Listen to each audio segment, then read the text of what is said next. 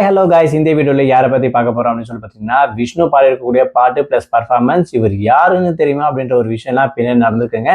So அதுக்கான பின்னணிகள் என்ன, இவருக்கு எந்த அளவுக்கு கமெண்ட்ஸ் வந்து ஜட்ஜஸ் கிட்ட இருந்து கிடைச்சிருக்கு அப்படின்றதுக்கான ஒரு ஃபுல் டீட்டெயில் தாங்க இந்த வீடியோவில் பார்க்க போகிறோம். நம்ம சேனலில் ஃபர்ஸ்ட் டைம் பார்க்குற பர்சனாக நீங்கள் இருந்தீங்கன்னா மறக்காமல் நம்ம சேனலை சப்ஸ்கிரைப் பண்ணிக்கோங்க.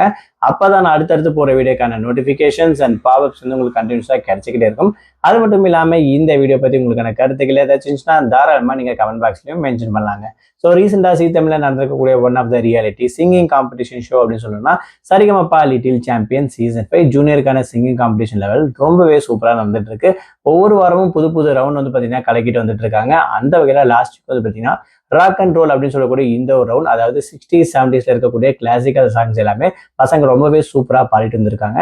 அதில் ஒன் ஆஃப் த நல்ல பர்ஃபார்மர் அப்படின்னு சொல்லணும்னா விஷ்ணுவையும் தாராளமாக சொல்லலாம்.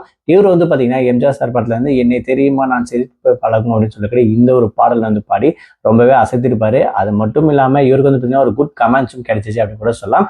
குறிப்பாக எஸ்பிபி சரண் சார் வந்து பார்த்தீங்கன்னா விஷ்ணு நீ ரொம்பவே சூப்பராக கலக்கிட்ட, ரொம்ப சூப்பராக பாடியிருக்க அப்படின்ற விஷயத்தையும் மென்ஷன் பண்ணியிருப்பாங்க. அந்த அளவுக்கு நிஜமாவே இவரோட பர்ஃபார்மன்ஸ் இருந்துச்சு அப்படின்னு கூட சொல்லலாம். அது மட்டும் இல்லாமல் இவரை ஸ்டேஜில் இருக்கும்போது கொஞ்சம் ஃபன்னாக விளையாடி இருப்பாங்க. விஷ்ணு யாருன்னு தெரியுமா, அவர் பெரிய ஆளு அப்படி இப்படின்லாம் சொல்லி கொஞ்சம் ஒரு ஃபன்னாக கிரியேட் பண்ணி வச்சிருப்பாங்க. கூட அர்ச்சனா மேம் பார்த்தீங்கன்னா சேர்ந்து கலாய்ச்சிருப்பாங்க. அதை பார்க்கறதுக்கு கொஞ்சம் ரொம்ப ஜாலியாகவும் ஃபன்னாகவும் இருந்துச்சுன்னு சொல்லலாம். அந்த அளவுக்கு குட்டி குட்டி பசங்களுடைய சாங்ஸ் மட்டும் இல்லாமல் ஒரு என்ஜாய்மெண்ட், எமோஷனல், ஒரு சில கனெக்டிவிட்டி அப்படின்னு சொல்லிட்டு அந்த அளவுக்கு தான் ஷோ கலகலப்பாக கொண்டு போகிறாங்க அப்படின்ற விஷயத்த தாராளமாக சொல்லாங்க. ஸோ இந்த சீசனை பொறுத்த வரைக்கும் உங்களுடைய ஃபேவரட் பர்சன் யாரு, விஷ்ணுவோடைய பர்ஃபார்மன்ஸ் எப்படி இருந்துச்சு அந்த விஷயத்தையும் மறக்காம கமெண்ட் பாக்ஸில் மென்ஷன் பண்ணுங்க.